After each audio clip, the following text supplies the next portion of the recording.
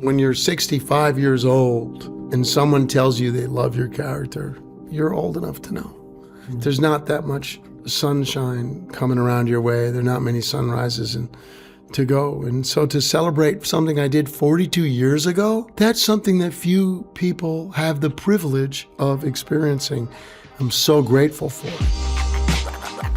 I love graffiti. I love graffiti.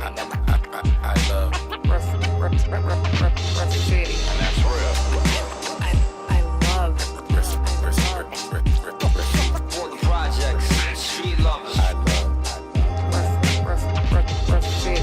Welcome to the I Love Graffiti podcast, Ramo. Thank you. From the movie Beat Street. Glad to be here. How are you doing? I'm doing fantastic. I'm here in Dresden having a blast. What you are here for? I'm here for the Back in the Day festivals. Slider, the graffiti writer, invited me over and was kind enough to arrange for me to come. And Slider had told me that I was a big deal over here.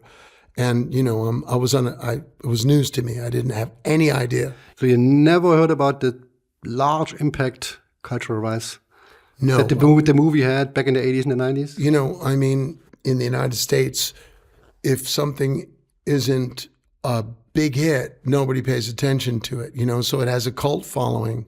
But I never had any idea that, you know, the people I met today and the people I met at the festivals came and told me that the movie changed your life. And I mean, I'm so touched by that. It's amazing to me. You grew up in New York. Yes, I did. I grew up in Manhattan. Mm-hmm. So yes, I did. How you became Ramo? How was the cast? I went to school I went to the high school that they call the Fame. They made the Fame movie. Mm-hmm. And so for 4 years in high school, I was studying acting alongside with musicians and dancers. So during those 4 years, Gina Belafonte was in my class, and her dad was Harry Belafonte, and the producer of Beat Street. So being Cuban, my father loved Harry Belafonte, and I grew up with Harry Belafonte. And I was just terribly intimidated when I first saw him. I was terrified, you know, I mean, a little kid dancing around to his music.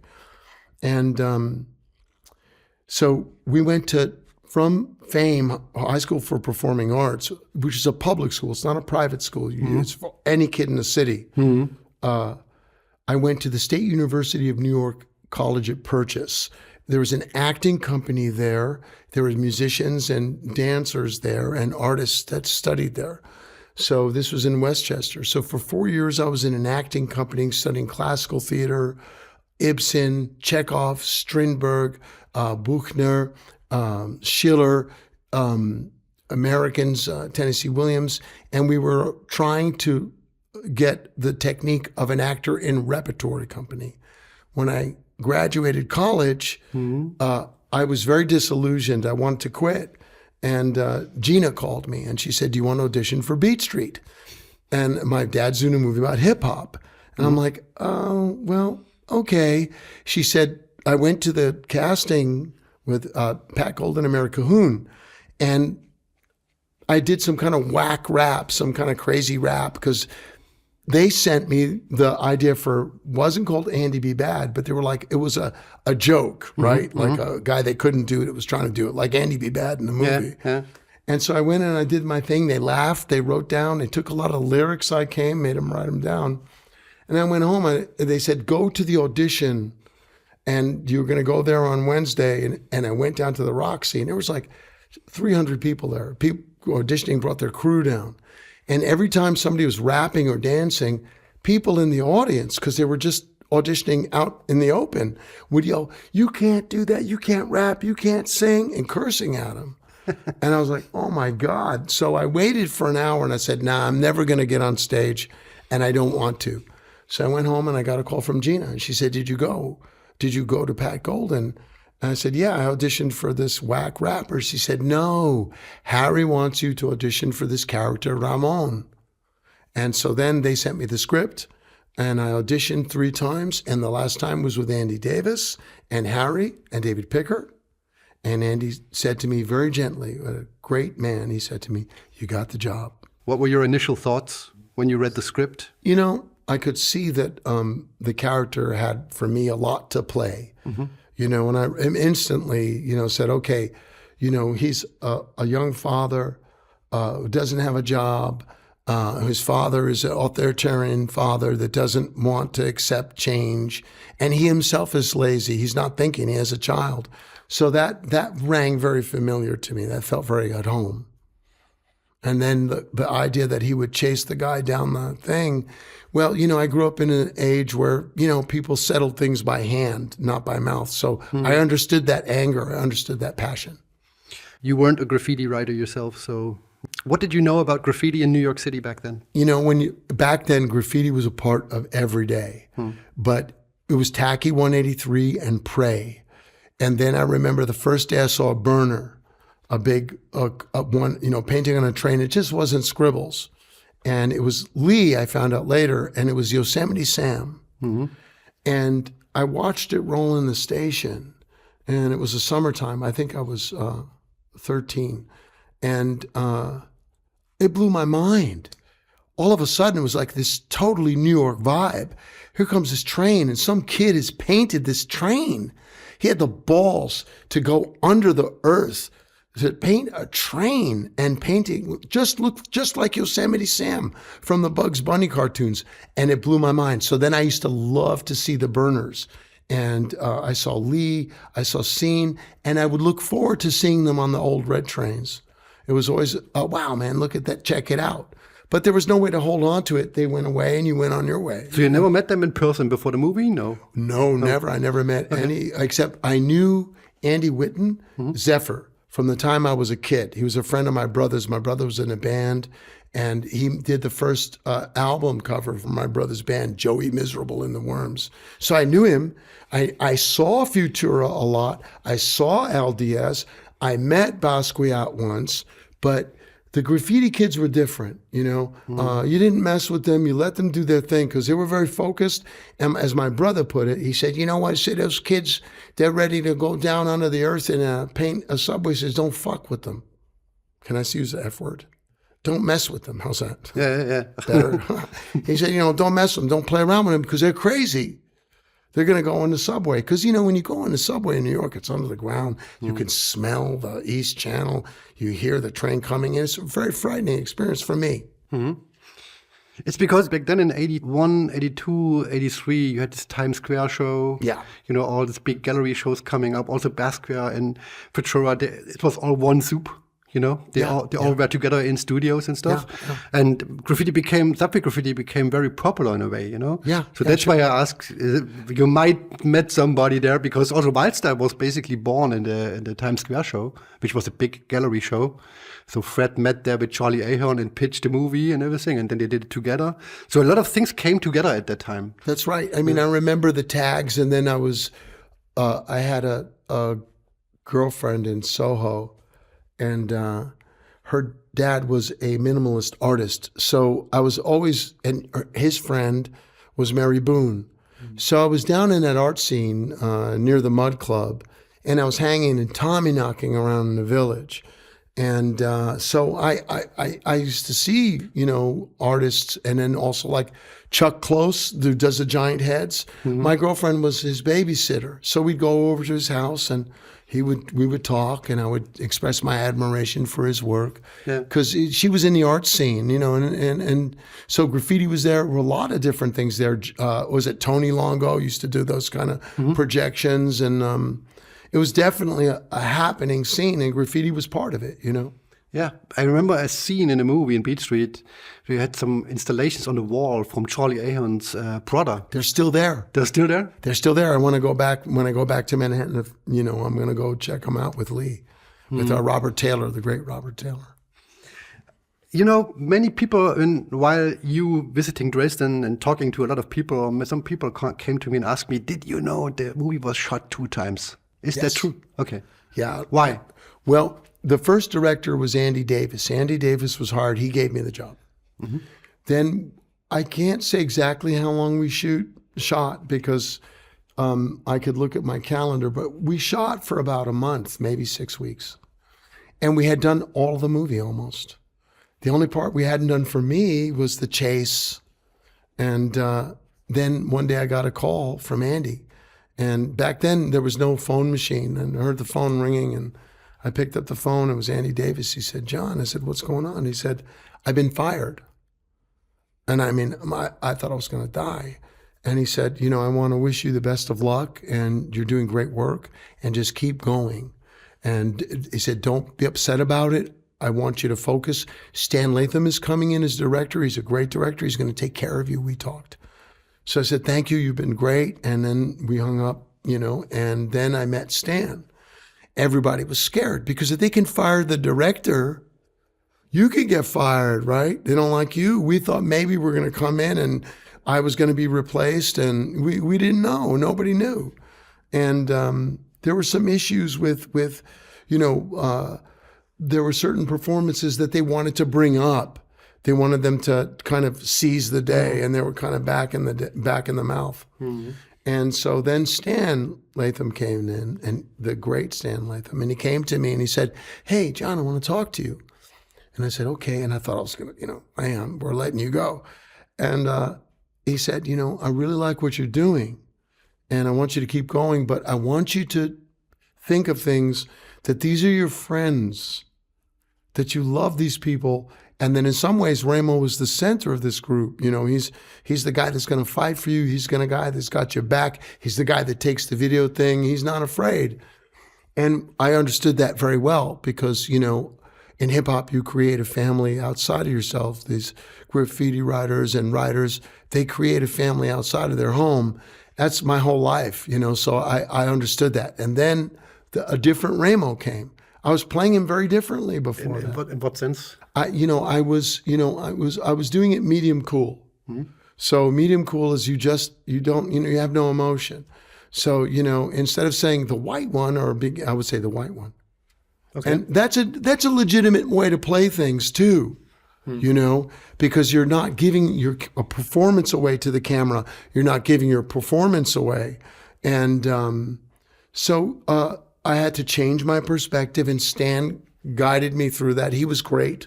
And, and so a new kind of Ramo came, more playful. I mean, today when a director got fired, you might not have to reshoot the whole movie because of that. Yeah. Was it a whole different thing before? I mean, the first shot movie, in terms of look, vibe, dialogues, everything, was it different or was it completely the same? You saw the script, so there's lots of scenes that were not included. Yes. They didn't reshoot those scenes. And I never saw any of what the old stuff looked like, although I have seen some of it on YouTube with one scene in a high school. But I had, no idea what it looked like. But we did the exact same setups, by the way. We went to the same locations. We did the same scenes, except Stan brought us into a different place. And it was less minimal, like medium cool, and so Stan brought us into a more performance-based thing.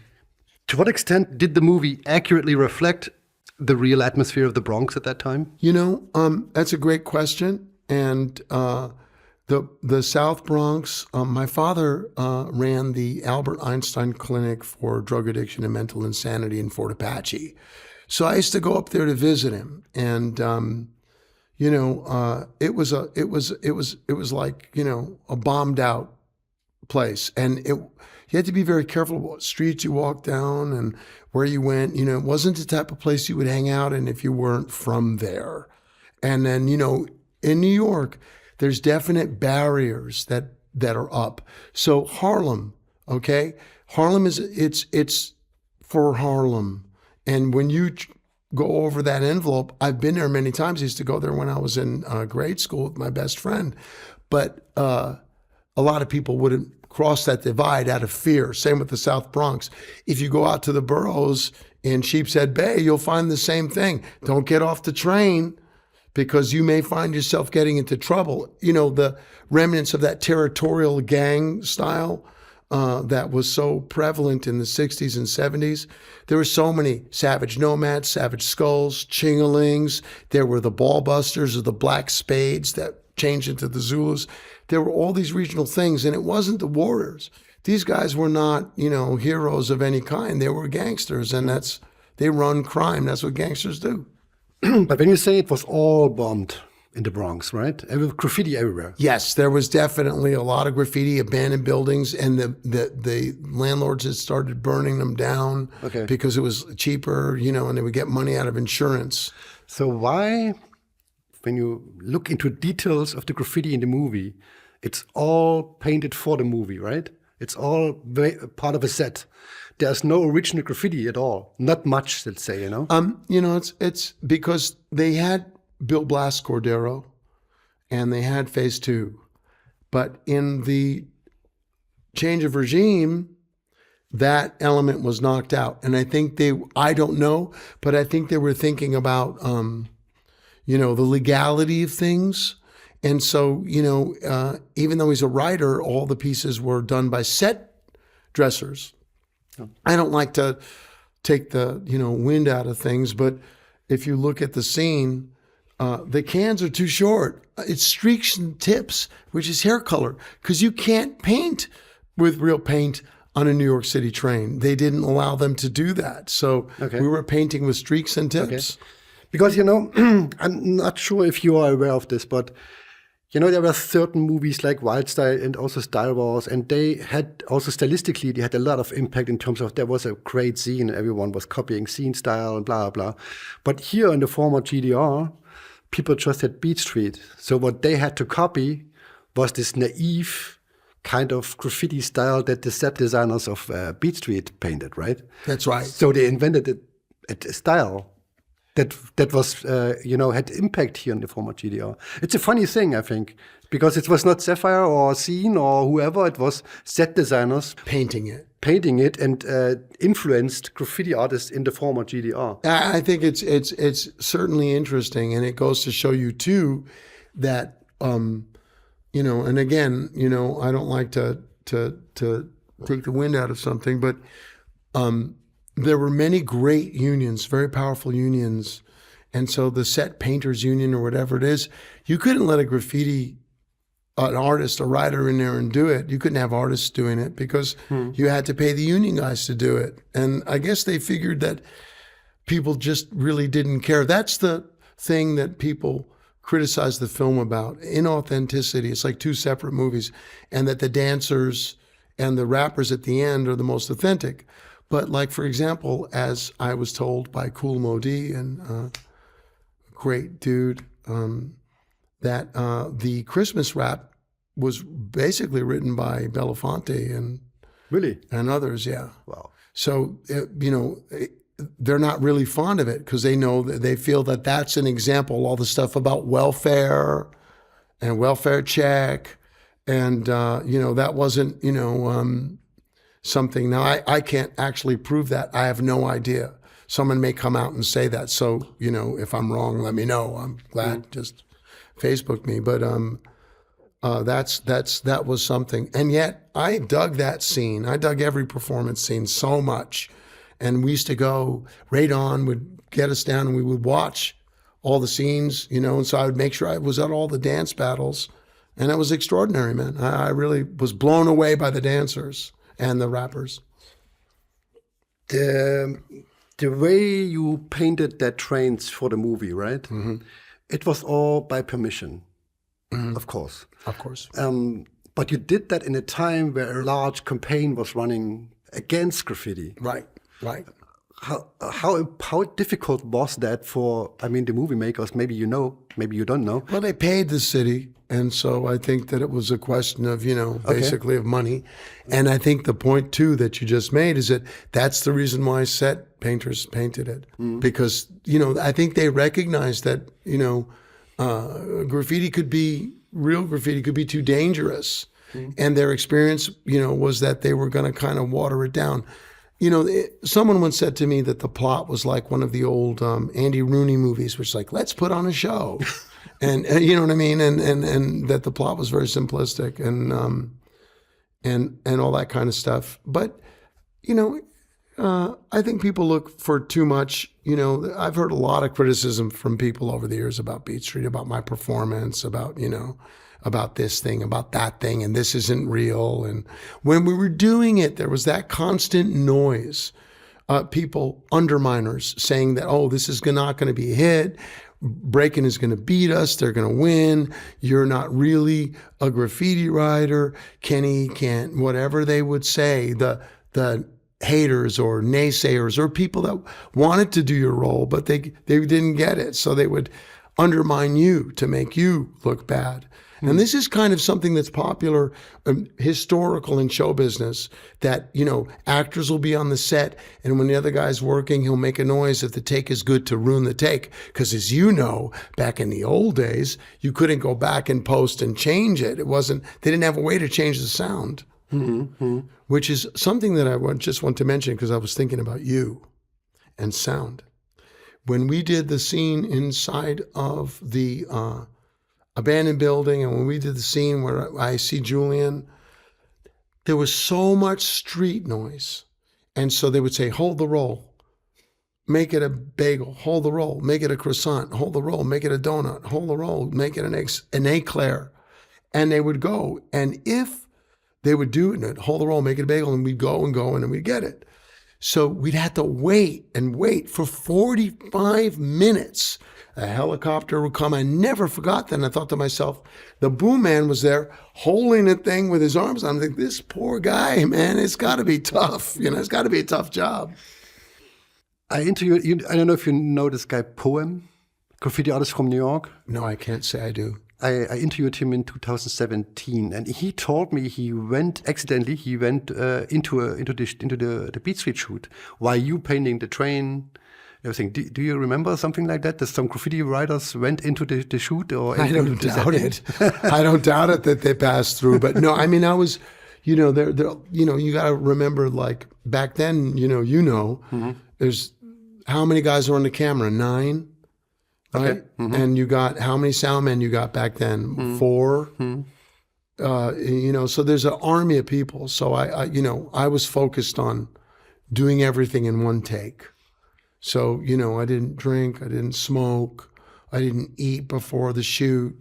I focused, I exercised, got ready to do it. So, because I was afraid, because back then you get blackballed if you did more than 3 takes.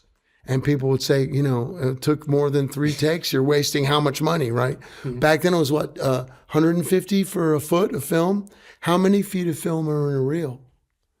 And it's a lot of money, and so there's kind of a pressure on you not to, they used to calling it screwing the pooch. And no matter what you did, if it wasn't something you could say there was a big noise, if you messed up a line, whatever, you flubbed a line, calling flubbing a line, people would look at you askance. They would look at you like, okay, you're not a pro. And I always wanted to come, 100%. So I was so focused on that, And I'm not naturally, I like people, I like to interact with people, but when it's a big crowd of people, I just I'm working, you got to focus. And that's something that, focus is very important, it's a really important thing. How much time you had shooting that train painting? I think we did that in, You did spray. Yeah, I did. Yeah, I was up there spraying, and then you see me in the beginning doing the fill-ins. Yeah. I practiced for every day. I practiced religiously every day, and I knew I'm not a good. You look at my handwriting; it sucks. But I worked out my Ramo tag, as much as I could. Bill Blast helped me, and Phase 2 talked to me about the philosophy and stuff, and who the other writers were that I should look at. And I would go out, and do my little tags. But I think altogether, that scene, if I'm not incorrect, I can look. I think we did it in one long day. Because we did the scene where I chased Spit on the same day. The Hip Hop Don't Stop. Hip Hop Don't Stop polka, right? Right, yeah.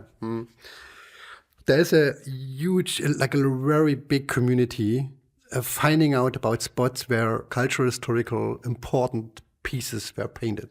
For example, the break train, Futura, blah, blah. Right, the break train. So do you remember where you painted which one? this? The Hip Hop Dancer Polka, for example. Yeah, they did all that stuff out in Brooklyn at the, I forget the name of the stop right now, but it's a one stop. So that's also where they electrocuted Robert Shaw from taking of Pelham 123. So they did it there at the switch up there. You know, we had to go down in the tunnel, and I remember them turning off the third rail, and the guy saying, "Hey, kid, come over here." He says, "See this? We just turned it off. Is it off? It's off." He says, "I'm going to touch it. See?" He says, "But don't you touch it until you got to." And then we did the scene, and I had been practicing. I had measured the distance between the boards so I could run and keep my head up. Because the camera operators were so good to me, and they taught me how to act for screen. The most important thing is keeping your face in camera. So if you notice when I'm running, there's one point in which I look down, but I keep my face up. Because I practiced every day when I knew I had to do that scene. Did you, you know, when we had this Q&A on Friday after the movie, I asked you, or I told you about this interview with Zine when he told me, you know, Ramo, that was meant to be me because I was some kind of a role model. It looks like that. Nobody told him, but you can see it, you know? Right. You can feel it, that it must be seen, Ramo. Yeah, I think it's seen because in the film he has the green arm. That jacket in the movie's mine, by the way. That was my jacket. Okay. and I came to the set with those clothes. So, but not the other stuff. And yes, it has to be seen. I mean, you know, handsome dude, long hair, green jacket, you know. Yeah. He was so cool in that movie too. I'm a big fan. Star Wars was not out back then, right? It came out, I think, before we were finished or when we were in post. So you saw that while film? We saw it together with the cast. Harry Belafonte, Mr. Harry Belafonte would send us to different films. So we saw Footloose, and he sent us Footloose because it had break moves in it. And that goes back to what I told you, that he said, you know, I want to get this on film before it's co-opted by McDonald's. That's what he said to me. An amazing man, a brilliant Because also man. Cap and Spit, there's also a link, you know? That's exactly right. I mean, Spit is Cap. I mean, because Stephen Hager wrote the original screenplay, and Stephen Hager was one of these, you know, cats that was big in graffiti and had written a great book with all the greats in it and a big champion of it. So he created that story. In his original script, before it got into, you know, the script they optioned and they changed it, the gangs were in it. There were gangs in it, like, you know, but the Harry Belafonte and David Picker probably wisely took it out because they wanted to make something mainstream that people that were in middle America could deal with. I mean, watching Wild Style or also watching Beat Street, they both have a similarity. And this is the storytelling in a way that you put breakdance, DJing, graffiti, and rap together as one package. So that's how it was exported from America to Europe, right? Yeah. So do you have a feeling that this whole package was real? You know, this is the subject of a lot of talk, like, you know, Melly Mel, Tony Wave Wesley, other of my friends from Beat Street. You know, they've given me an education in this over the years of what aspects of the culture were missing from it, like the graffiti. You know, from my mind, they should have had a real graffiti writer do the painting, you know, and and even for authenticity, really, they should have hired a guy that was a writer. But they did it with actors with a traditional plot. And so I think what they were shooting for was something mainstream. So yeah, it didn't nearly show the darkness and the you know, the kind of legacy that was happening at that time. I mean, in terms of quality, you know, and storytelling, I think Beat Street, it was a really smart decision to work with actors and not with the real graffiti artists. You know, I mean, in that term, Wildstyle is really bad. Bless you. You're the first person that's ever said that. Yeah, no, I agree with you. I mean, you know, there's a certain degree. Like if you had found a graffiti writer that was a good actor, then it would have been the perfect match. And so, you know, I you know, a lot of people think, you know, a lot of people disparage actors, you know, unless they're successful. If you're successful, then everybody, you know, wants to, you know, whatever. But there is a technique, you know, there's a lot of technique that goes into film. And another thing was, Harry was so hip to the New York scene, he pulled in some of the great actors into that film that nobody knows what they saw them in, but you've seen them in a lot of movies. Mary Alice, The Matrix, The Oracle. Dwayne Jones, who played the professor, says, "You wiped out the hard drive." That guy. He was in Night of the Living Dead. He was the lead. He was in, the great actor. Sean Elliott, who played my dad, was a singer with a lot of hits on the radio, and he had performed a play called, I might get the title wrong, but it's Jacques Brel is Alive and Living in Paris for years off Broadway. So when I met him, I had seen him before. I knew who he was. I had seen him in Short Eyes. Miguel Pinheiro was this killer playwright, wrote this play called Short Eyes about the tombs. And so I had seen him in that, and I was like, oh my God, this guy's scary. And then I'd seen him in Jacques Brel. My mom brought me to see him, and I didn't put the two together, but I knew his name. And then when I read the cast list, I'm like, Sean Elliott, is it the same Sean Elliott? Oh my God, this guy's a killer. My God. And then I met him, and I was so happy. I was so amazed. I said, I know your work. You're amazing. And we talked about Short Eyes, and it was just great. Mary Alice, unbelievable. When we were in the room in the beginning of the film, and she comes in for the first time, when we were in that room, you can kind of feel like there's a little bit of deadness in the room, right? I'm writing. I forget, Lee's practicing, Charlie's hanging out. But the first time it happened in the first film, when Mary Alice came through the door, all of a sudden, man, everything fell into place. There's some actors like her and Sean Elliott that when you're working with them, all you have to do is just look at them and go with their energy, and they'll pull you along, man. It was just amazing to see, and it was great working with Sean Elliott, man. My greatest respect and love for him. I thought he was incredible, man. There is one scene in the movie where you and Lee are painting in an abandoned subway tunnel. Right, yeah. And later became something of a myth in Germany, because you said, in German, you have to stay in stage 2. This is what they translated it.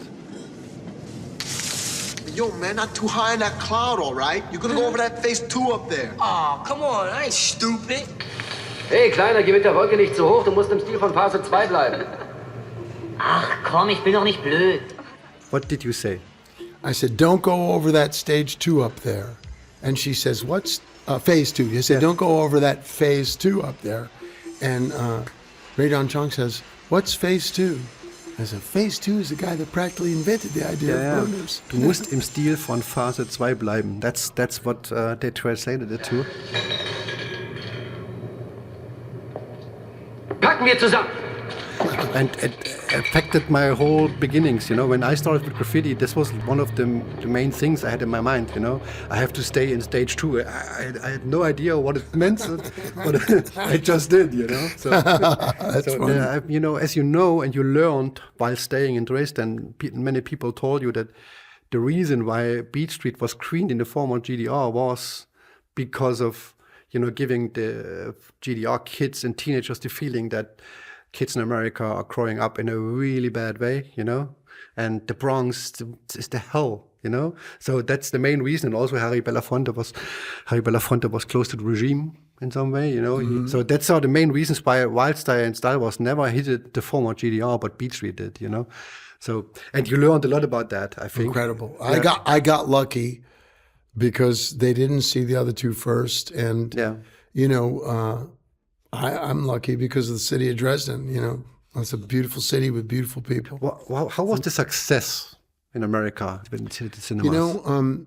It's very anxiety-producing thing to know. Your everything is dependent upon the box office.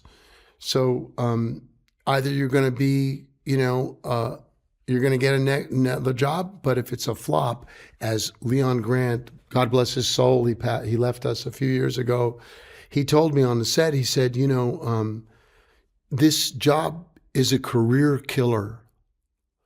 Okay. And I said, why is it a career killer? He said, because we're playing we're in our 20s playing young kids, and we'll be in the juvenile graveyard forever now. And, you know, the juvenile graveyard is like when a young guy plays a young man, then, you know, he turns 25, he's done. He can't play the young man anymore.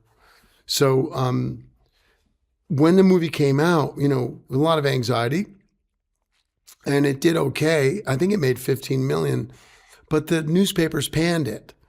And they said, Harry Belafonte's hip hop flop. That was the newspaper title the day after it screened. Wow. And so much, you know, the critics are always, you know, if you listen to the critics when they praise you, you also have to listen to them when they attack you. So, but it no matter what, it felt terrible. And the United States back then was very different. If you notice, there was not, you know, there weren't, you know, Wesley Snipes had not done Blade yet, very seminal action hero. And, you know, you tell me a mainstream movie in which a young black couple kiss on screen to music, I can't think, I'm a film buff, I can't think of one or find one. So I think that the business, as we've proven, you know, it's seen, you know, what the business really is. They wouldn't accept the fact that this was there wasn't a white character in it that had a real role. The drummer, played wonderfully by the great Dean Elliott, whose dad was an incredible musician. He was supposed to be the crossover character. And so the army character, and but it didn't happen. It wasn't written in a way because you introduced it and he didn't have anything else. I don't know if he has any other scenes besides just hanging out. So there was no crossover character for people that weren't in the hood to say, wow, that's me. But I think it's also, you know, we also spoke about that, also the way the movie was done. You just have dance for a few minutes and then you can watch you painting the train for like a few minutes, you know. This was not common at that time. It's not the way you did a film back then, Yeah, right? I think so in some ways. I mean, watching it, you know, I watched it at the Tribeca Festival with Tony Wave, and Nas was there, and Melly Mel, and Dean Elliott came. And, you know, I hadn't seen it in a few years, and I was like, wow, it's really moving fast, which is the most important thing. It's really moving fast. And there's so many, you know, moments where there's some sweet stuff happening, and you're right. You know, the scenes where they're in the Roxy, and, you know, it had a new kind of thing to it. And I don't think it got credit. I don't think the film got credit. And I don't think Harry Belafonte and Stan Latham got the credit for helming this picture. Because it wasn't any, you know, it was a different picture about different people. If it had been a picture about farm boys who discovered how to do a new kind of clogging, maybe it would have made it. A bunch of people playing fiddles and banjos. Who knows? You know, it's a demographic. You have this Instagram account, Beat Street Ramo. I got to put it. I haven't checked it out in a long time. Yeah. Since when you're running it? Oh, you know, I started running it a while ago, but you know, I have to pick it back up again because I'm just terrible about the digital stuff. I had my son running it. Now I'm gonna have my daughter pick it up. Because I think that means a lot. I mean, after so many years, you're still identifying with that figure, Ramo. You know, that means a lot. I mean, not many people has a Instagram account of a role that they played like 40 years ago, you know? And, you know, Biggie Smalls rapped about Ramo, 50 Cent rapped about Ramo, Common rapped about Beat Street, and it was a diss, but it doesn't matter. I'm in the popular culture, which is, you know, I didn't realize it. And we talked about, what is it, Finding Sugar Man, was it? Was that the title of it? Yeah. And that's my story, you know? I had no idea. And then, you know, I would see people in the street say, you know, Ramo, what's up, you know? But when I started to realize I was part of the culture, and then when Harry died,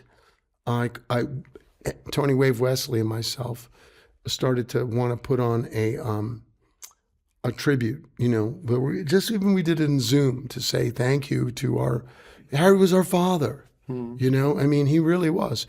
And so I think that I'm honored and I'm grateful to still be. And it's great bragging rights. It's if you want to brag, and I don't like to, but you can. It's a wonderful thing to have at 65 to come to Dresden and have people hug you and tell you how much this meant in my life. I was here with Angel, the biggest collector, and he's showing me this stuff that I touched so many people. That's a once in a lifetime thing for an actor. And the thing is though, I started with my best job first. And then in the 90s, I did a TV movie after that. And then I was in Shakespeare in the Park in Brooklyn and doing plays off Broadway. Sorry, you want to do that again? I didn't even know that was going to beep. Yeah, it's really a trip. It's really, really something special that so many people came up to me, like, China, the writer from Greece, and all the German writers and rappers like Torch. It's just such an honor, as an actor to have made that kind of impact. But the thing about it is, I never got a job from Beat Street.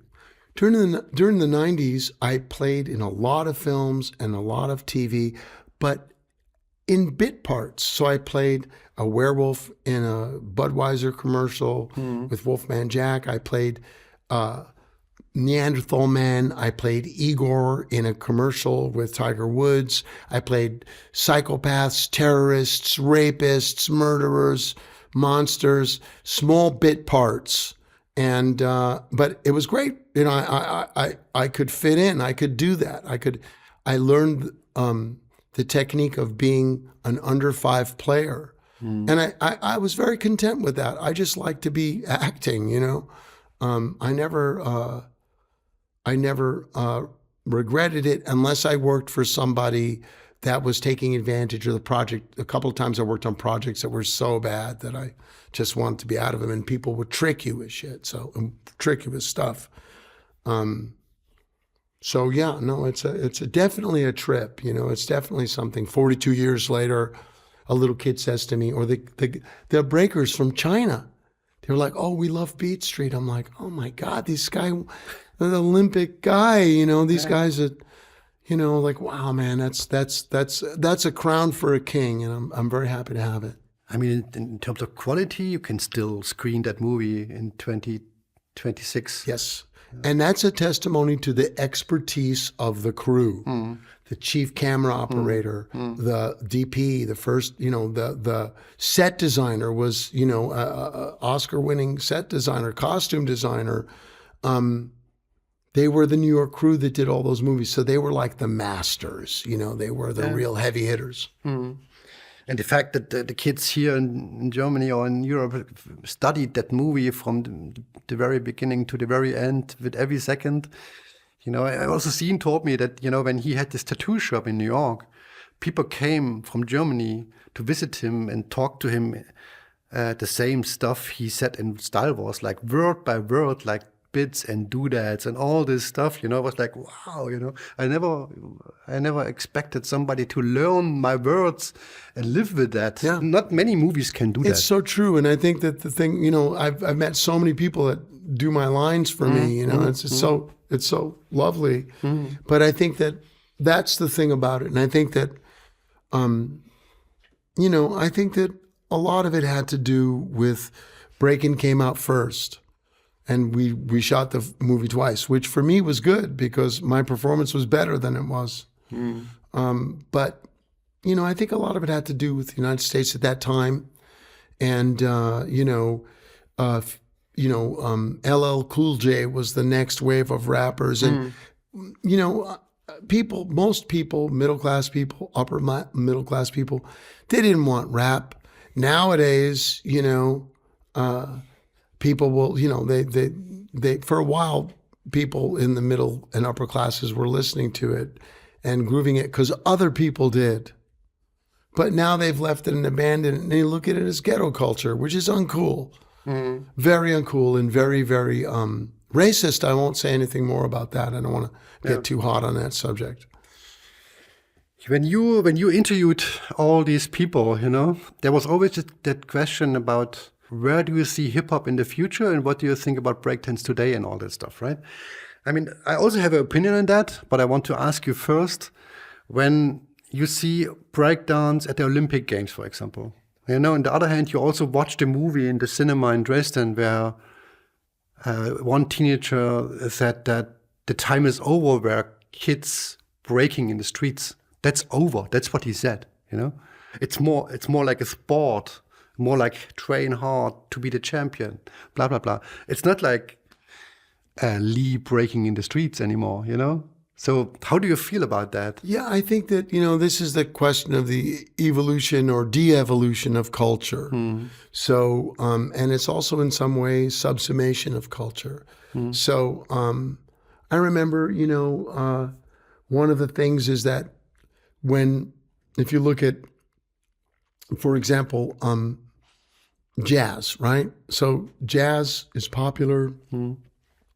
Then Glenn Miller comes in the 60s, rock comes. Jazz aficionados love it.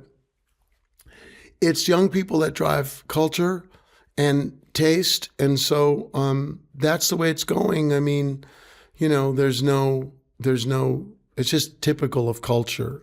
You know what I mean? It seems to me that it evolves. The thing about it is, it's like, if you think about it, it certainly has changed things, right? And we look at it and say, well, we wish it could still keep that purity. But as an actor that wasn't a graffiti writer, that it's a question of Beat Street was successful for audiences because of whatever reason it was, it spoke to them in a certain way. And maybe, in the future, they'll go back to those things, But the question too, though, is, and that's the question, I was talking to Jan about that, writer from Germany. And I think great art is motivated by pain. And is it Anton Buchner? Who he died when he was 23, and he puts out the Wojciech, the first play about mental illness, really. It's amazing. And he kills himself because he's tormented. Van Gogh. Now, there's some artists that are easy, they're not. But I think great art comes from pain. It has to come from some kind of suffering that you're going to express or some kind of limitation that you're looking to overcome. And I think that the big shows that Kool Herc was putting on at the Crown Heights Center, I think those were him and, Kool Herc and others pulling that in. But writers write, they go on this, back in the day, they would go on the subway. Things have changed because now it's much more polite. The old thing was you have to steal your cans. If you don't steal your cans, you're a toy. So that's... everything's changing and everything's, culture changes. It's fine. For me, it's just a proof that the idea of what Wildstyle and Beat Street and all the other medias tried to package didn't really work out after 20 or 30 years, It's separated, and the idea didn't really work. That's my opinion, or that's also the opinion of many other people, because the idea was really nice. And the idea is still really nice, but this is not happening anymore. No, but I it's think, that's not a bad thing, because graffiti is a very dominant movement, like a very dominant underground movement, and it's very interesting itself to follow it and see what people are doing now with all this vertical graffiti. It's escalated completely, so it's the same with dance. So I think things evolve and they get faster. I mean, I was watching some kids. I was in New York. They were doing some street dancing, breaking, 12, 15, and 30. And they were doing, all this stuff. And they did more moves than I'd seen before. So things improve, or they become, just like everything. Like I was in the supermarket, and I heard "This Will Be the Night" from Beat Street.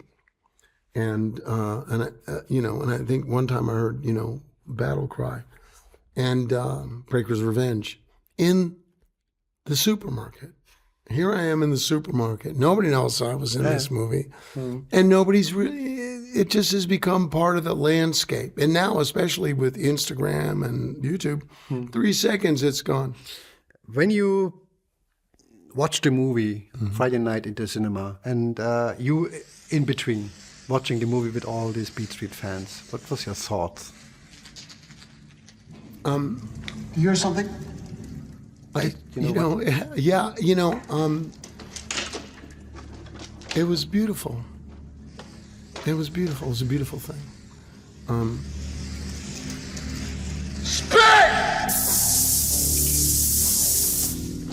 You know, when you're 65 years old and someone tells you they love your character, Ramo! you're old enough to know. There's not that much sunshine coming around your way. There are not many sunrises to go. And so to celebrate something I did 42 years ago, that's something that few people have the privilege of experiencing. I'm so grateful for it.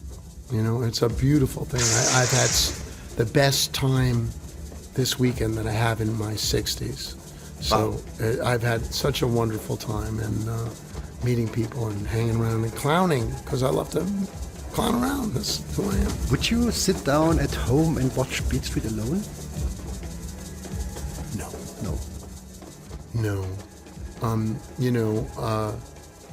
No. I You have would not. watched Beat Street 30 times, you're talking You know, about? at the Something like that? premieres, and then at the various, because I went to screenings, and then on my own, you know, I showed it to my one friend, came with me. I brought him to the theater when it was out, and then, you know, I took a girl on a date and brought her to the movie, and she didn't know that I was in the movie. Okay. I remember saying, "Hey, you want to see this movie?" She's like, I don't know. I was like, "Come on, let's go see the movie." That's fun. That was fun. That was really a fun moment. She was laughing about it. We had a good time. Is there something you learned the last days? Maybe also about Beat Street and you? From what people told you? There's a lot. One of the things I learned is that you can't restrict joy, and you can't restrict culture, and you can't, you don't want to co-opt culture, but it has its own life. It has its own thing. The second thing I learned is how important that character was to people. How some people feel like that character's something that means something to them. It spoke to them deeply. And that's, you know, for an actor, you know what I mean? That's what you want. That's your dream. And then the third thing I learned was just how much people want to tell you. And I want to hear everything. And they want to tell me because they need to tell me, and I want to hear it. Because I want to show my respect and my love for the people that love the movie. It's that simple. Is there something you want to tell the German people, the German Beat Street fans, that they might never heard from somebody related or linked to the movie? Okay, some kind of little bit of an odd fact or a factoid. If there is, you're welcome. Okay, I think what I will say is when, just so they knew, you know, when I did the scene where I kill Spit, we did that way under time. I mean, I think I got it in 2 takes, maybe 1. Okay.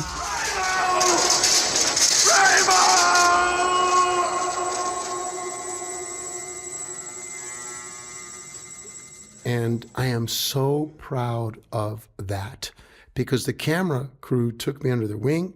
We did it twice, and I practiced running every day over boards so that I wouldn't have to look down. If you look at it, I look straight up. The second thing is that people should know Billy Anagnos, who played Spit, was also in the Warriors. He was also a stuntman, and he was instrumental in guiding me through that great scene. And he went on to become one of Hollywood's greatest stuntmen. And I got to say that he was such a perfect gentleman. He passed I think in 2019. So when you see Spit, you're seeing a guy that did hundreds of stunts and was a very proficient dude. And what a great guy. And I think also, did you mention that to me, that he's wearing a German jacket? Next time you look at it, what is it called, that? It's like an army jacket or something. And what's a little German flag, right? So next time you watch it, take a look, because you're up there. You filmed a lot of interviews for a project, a documentary movie, you say, right? What's happening? Thank you. I interviewed Futura, Lady Pink, Tats Crew, Crash, Quick, Shiro, and I said the Tats Crew. I'm missing one. Ellis Gallagher and the Tagger Rocky for a documentary about the motivations of graffiti, to try and put it into a context where people could see why people were obsessed, for the average person to understand why somebody writes, and to give them kind of a visual orientation. So I went to New York and interviewed those guys. It was incredible. They really took care of me, and I'm very grateful for that. But what I want to do with it is not just about graffiti. At the end of each interview, I showed them pictures of the Chumash painted cave in Santa Barbara, where the Chumash people painted this cave, hundreds of years ago. And it's beautiful. It's got pigments and colors to underscore the genocide against the Native American people in California and Oregon. Because between 1848 and 1900, the genocide was 150,000 down to 15,000 in those years. And the Modoc people, it's called the Modoc Wars, and the United States government, the federal government, was seriously involved in killing Modocs, killing Indians. And they had this program where if you saw a Native child, you could take that child and then you would bring the child to the courthouse and then adopt it. And the biggest lie that was told to me when I was a kid is about Sutter's gold. Sutter found the gold in the gold rush, a big bowl of gold. And he's always a hero, a pioneer. Sutter was a sexual deviant who kept children as slaves. He built Sutter's Fort, and he forced the Native Americans to eat out of a trough like animals. That's the truth of Sutter, and they took his statue down. That's the kind of thing that I want to underscore, because Harry Belafonte was a great influence on me. And I want to use this to show the trials of people. So we interviewed a writer from Iran, one from Ukraine. I would like to go to Ukraine to interview a writer. I want to show that juxtaposition of suffering and art. You filmed with Futura already? Yeah. Okay. Did you ask him about, or do you know his feelings about Beat Street? He talked about it a little bit, he's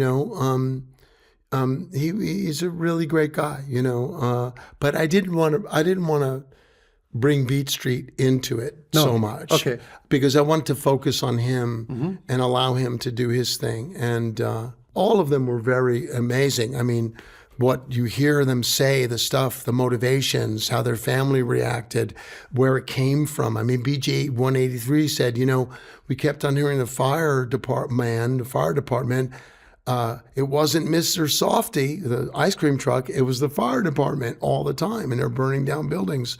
I wanted to show that, that juxtaposition of art and pain. Is there any outtake footage that is in a secret place and we just have to... You can find on YouTube the scene in the high school where, we were watching, who was breaking? Robert. But Guy, Special K, Double K and myself were in the classroom. And I'm sure they looked at the rushes and said, this just doesn't work. You got a bunch of high school kids. And these guys are in their 20s, you can tell, I'm a youngish man, not young.